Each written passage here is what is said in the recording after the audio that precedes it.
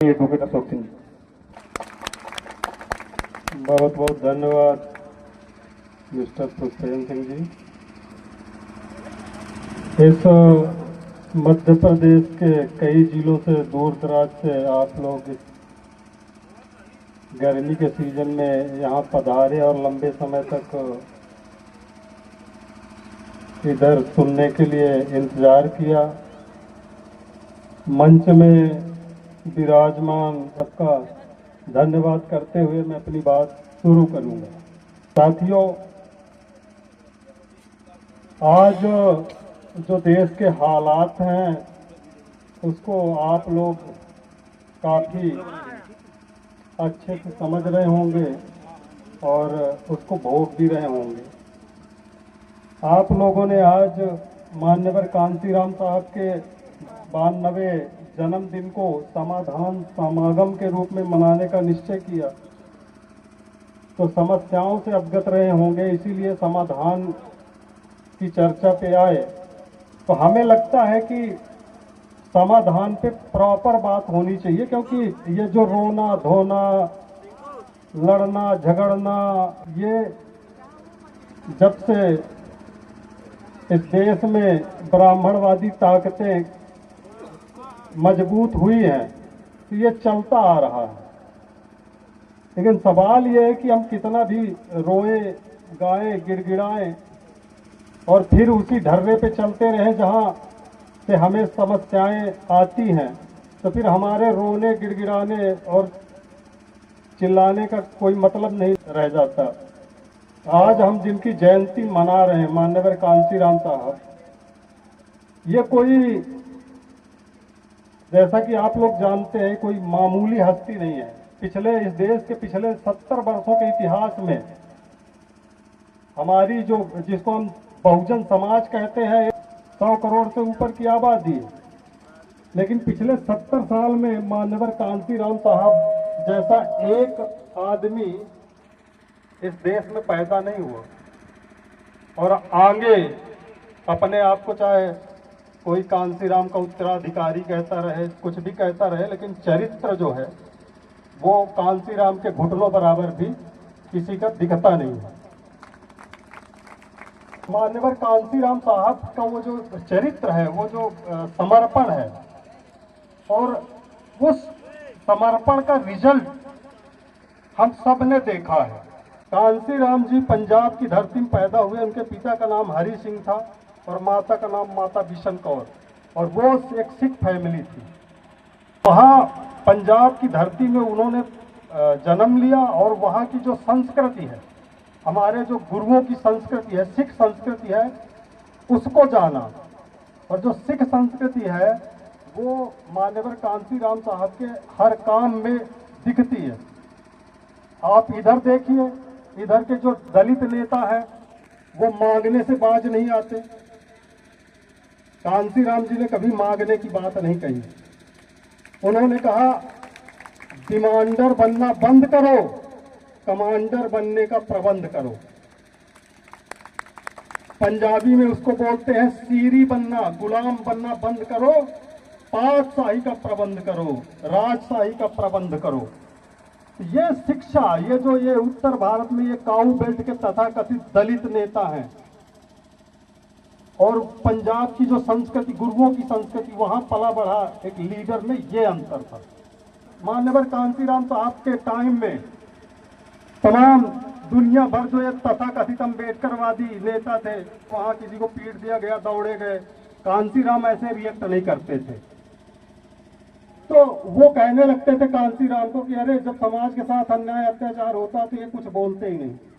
कांशीराम जी ने कहा, ये जो देश है इसमें हमारी जो आबादी है उसका आकलन है आपको। जब हम यहाँ आंदोलन कर रहे होते हैं, हमारे दूसरे भाइयों के साथ 25 ऐसी घटनाएं हो जाती हैं। उसी टाइम आप कितने आंदोलन कर लोगे, कितने धरने दे लोगे? तो कांशीराम जी के शब्द थे कि मैं ऐसी तैयारी कर रहा हूं, मैं ऐसा संघर्ष चाहता हूं कि जहां से ये चीजें संचालित होती हैं उनमें कंट्रोल किया जाए। उन्होंने कहा था, इस देश में मुट्ठी भर अंग्रेज आए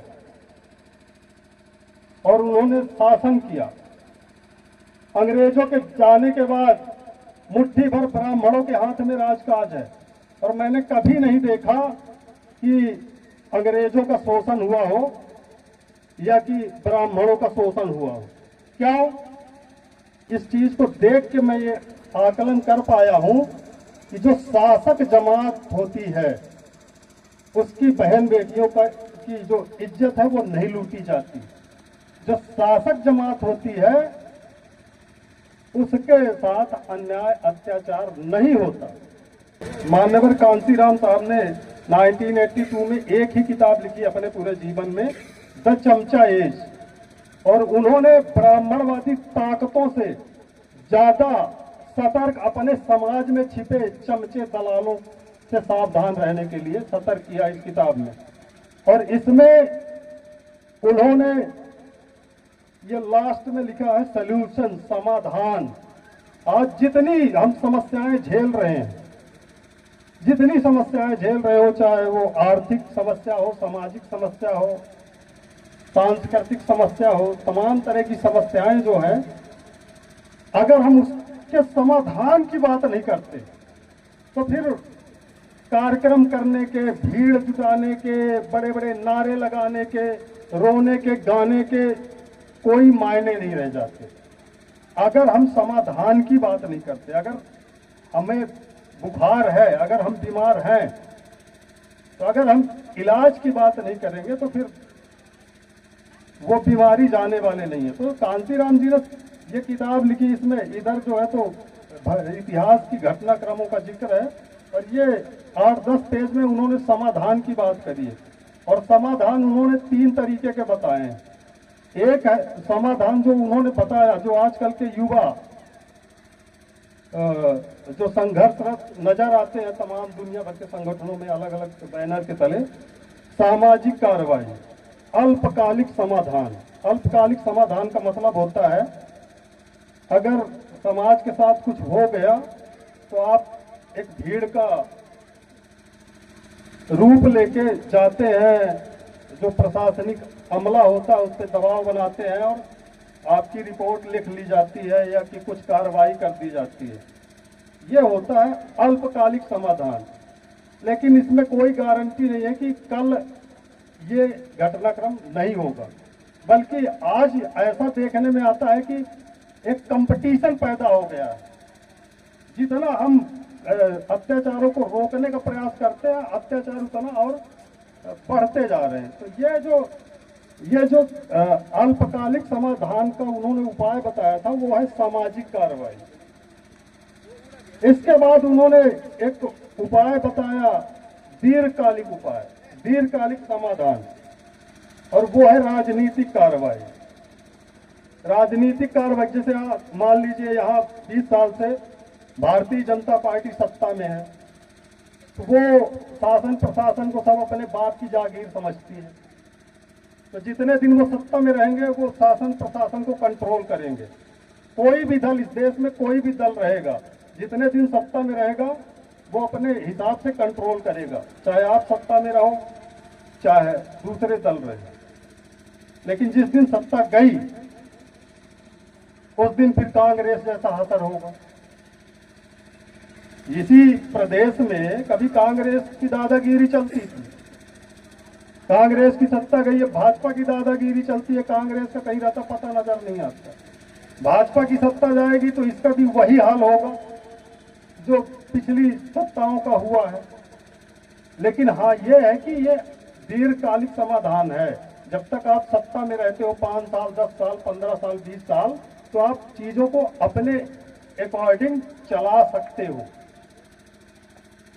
लेकिन ये परमानेंट सलूशन नहीं है, ये स्थायी समाधान नहीं है।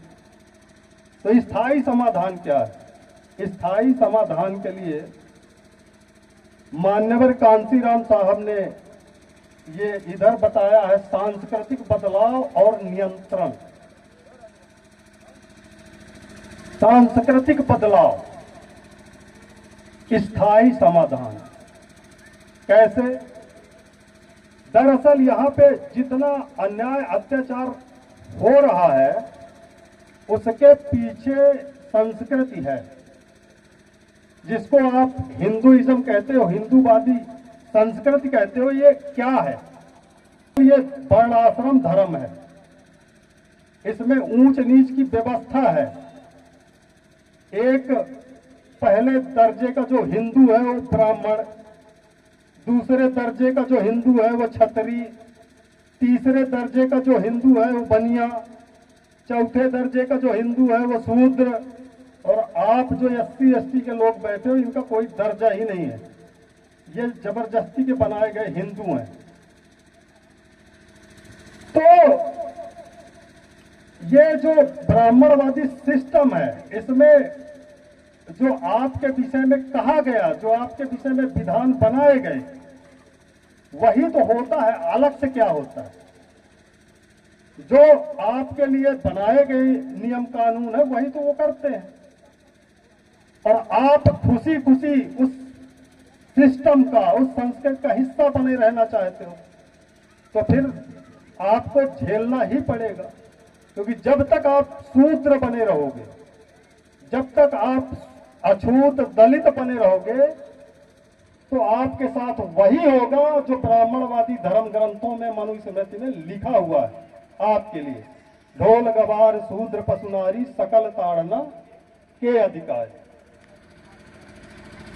तो ये जो चीज है, जो ये समस्या है, ये मुख्य रूप से वैचारिक समस्या है।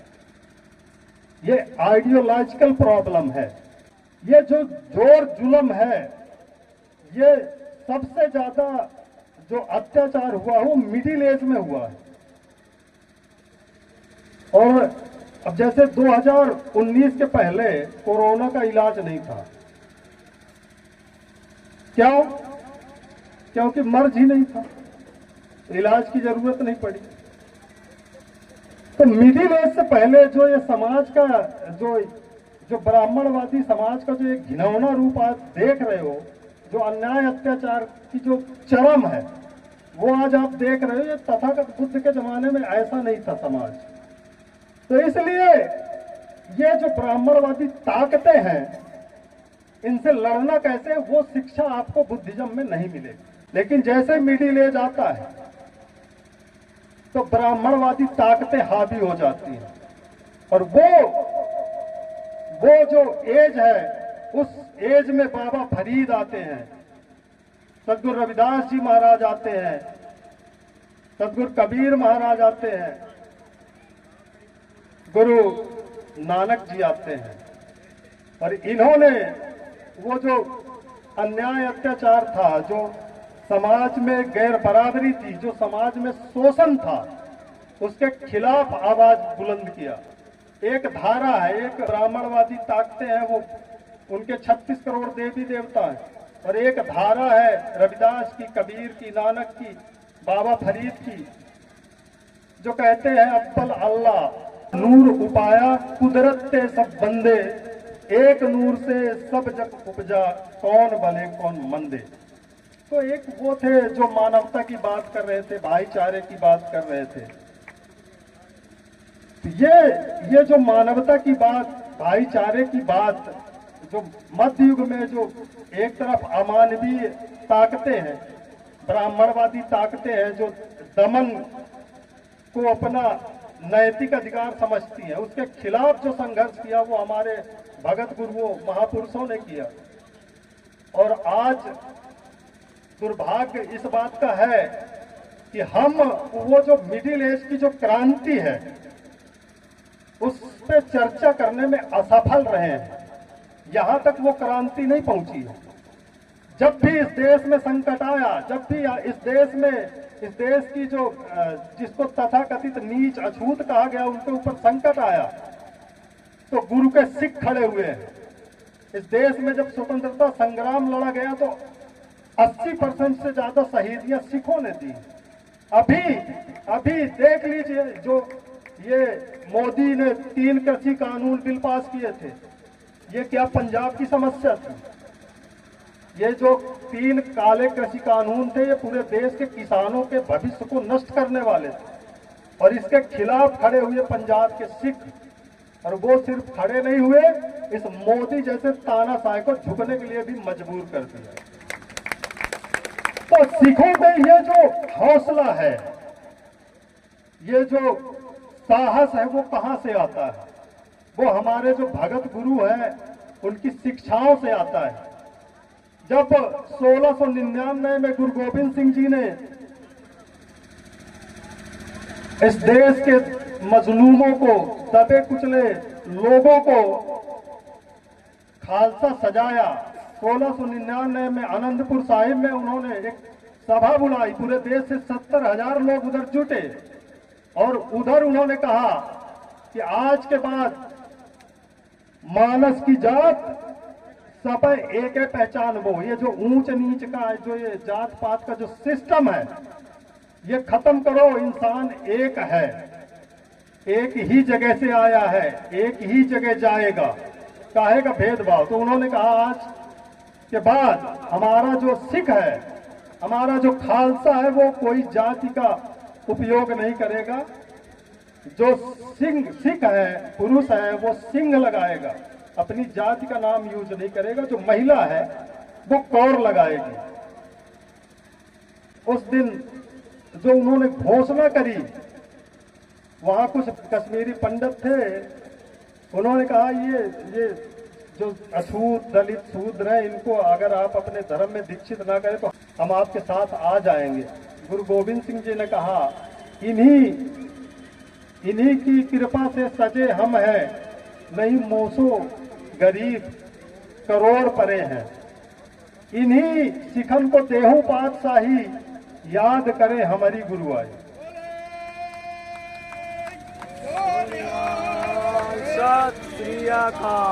पहले हमारे लोगों का मजाक उड़ाया जाता था कि ये गीदड़ जैसे लोग, ये चिड़ियों जैसे लोग।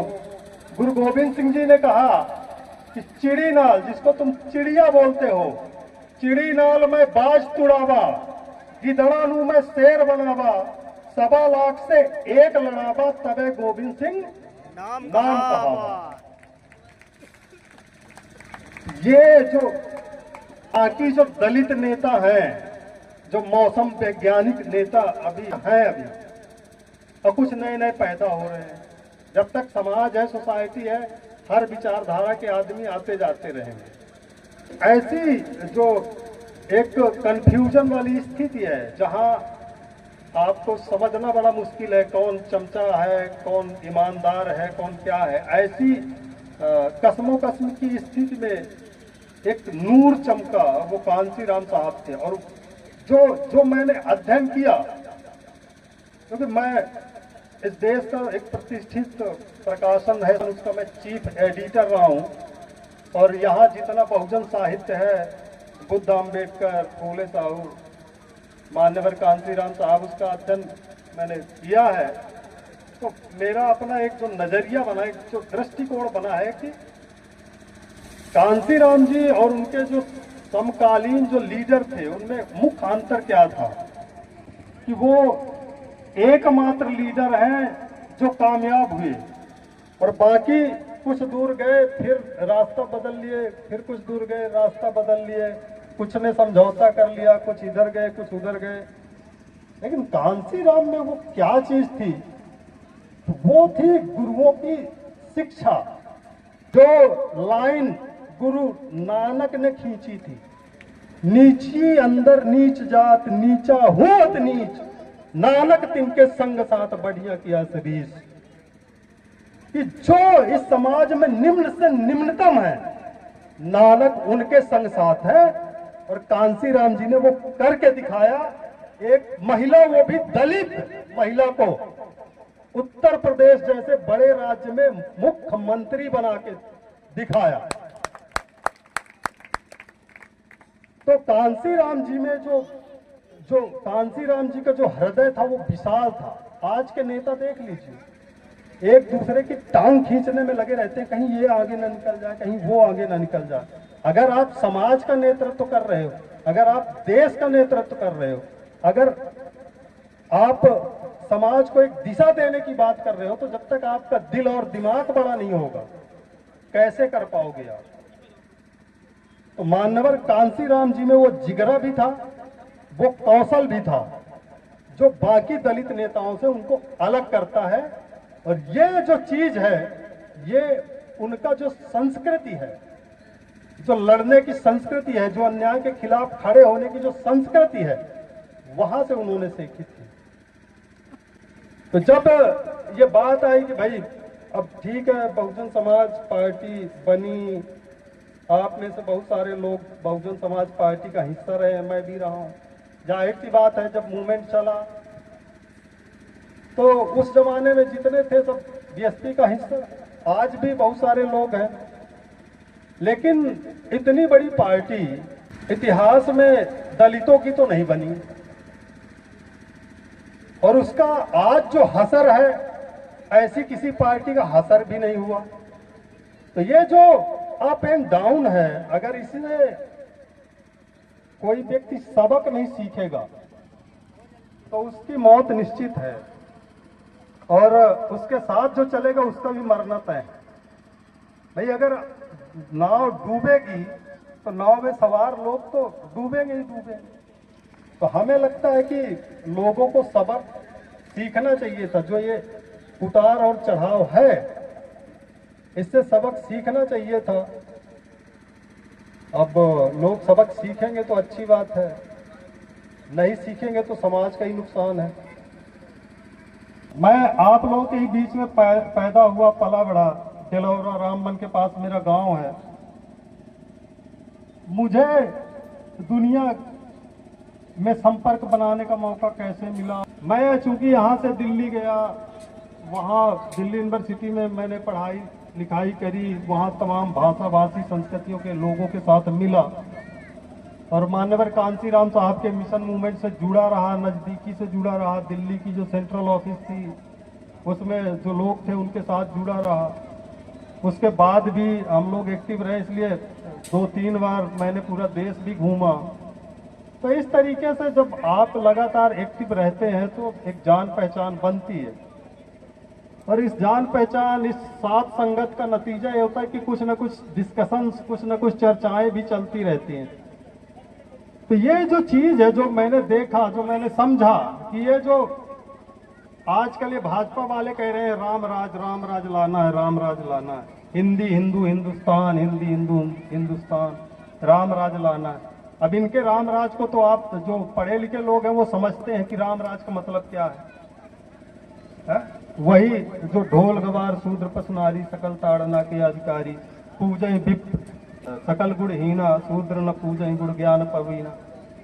तो ये राम राज का तो मतलब यही कि अगर आप शिक्षा लोगे तो संबूक की तरह काट दिए जाओगे, अगर आप अपनी बात रखने की कोशिश करोगे तो मार दिए जाओगे, अगर आप अपने अधिकारों की बात करोगे तो मार दिए जाओगे।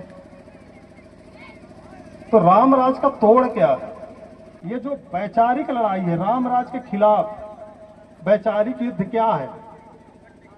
अब जैसे तुलसीदास ने ये आइडिया दिया राम राज, और तुलसीदास के जो फॉलोवर्स हैं वो राम राज की फिलॉसफी को लेके चलते हैं, और आज तो उनका राम राज चल रहा है।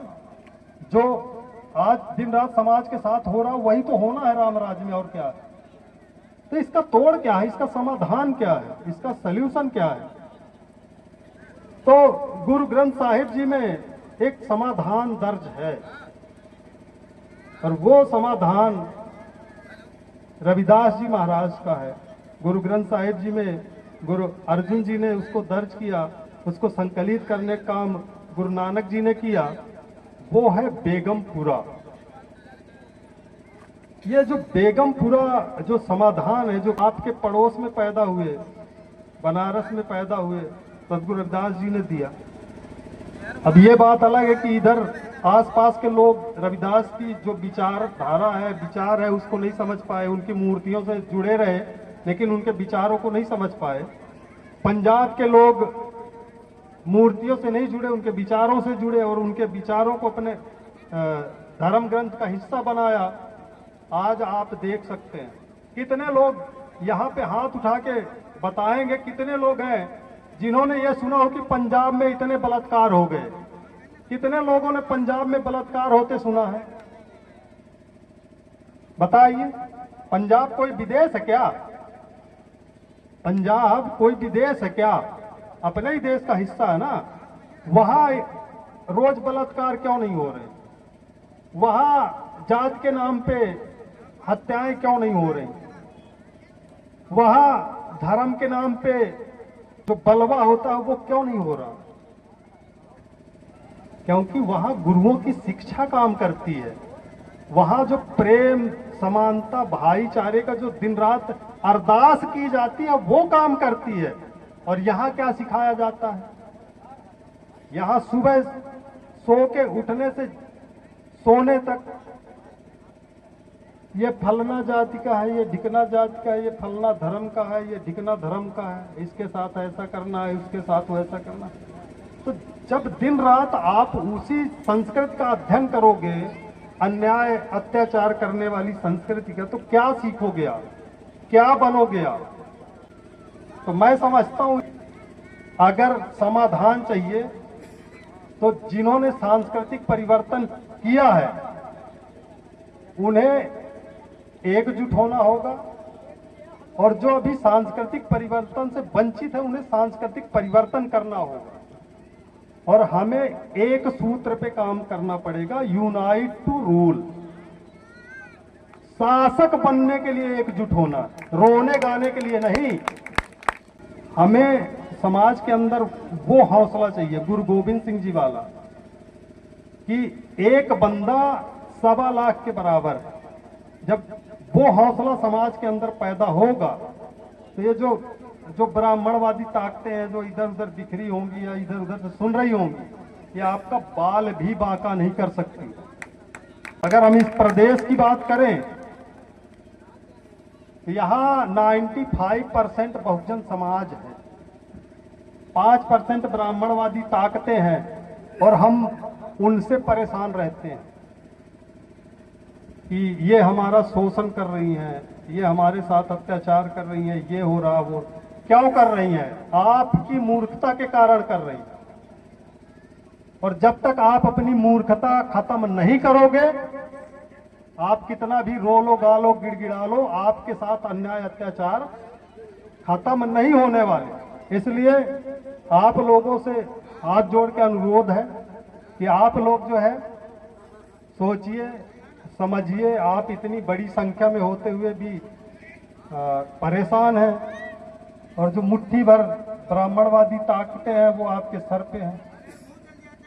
ये जो स्थिति है इसमें बदलाव लाना है, तो हमें सोचना पड़ेगा, एक बार फिर से रीथिंकिंग करनी पड़ेगी, फिर से सोचना पड़ेगा कि समस्या किधर है। और जब तक हम सोचेंगे नहीं, सिर्फ बहाव में बहते जाएंगे, इमोशन में बहते जाएंगे, नारों में बहते जाएंगे, तो ये समय रुका नहीं रहता किसी के लिए। हम गुलाम हैं, हमारी आने वाली पीढ़ियां भी गुलाम होंगी। और जिस दिन हमने सोचना शुरू कर दिया, उसमें चलना शुरू कर दिया, तो हम भी रिलीफ में होंगे, हम भी आज़ाद होंगे। हमारी आने वाली पीढ़ियों के लिए भी उज्जवल भविष्य इंतजार कर रहा होगा। तो ये सब आपके ऊपर निर्भर है। मैं कुछ भी बोल जाऊं, बड़ा जोशपूर्ण, ओजपूर्ण भाषण दे दूं और कल चले जाऊं इधर से, आपकी पिटाई इधर शुरू हो जाए, तो ऐसी मूर्खता मैं नहीं करता।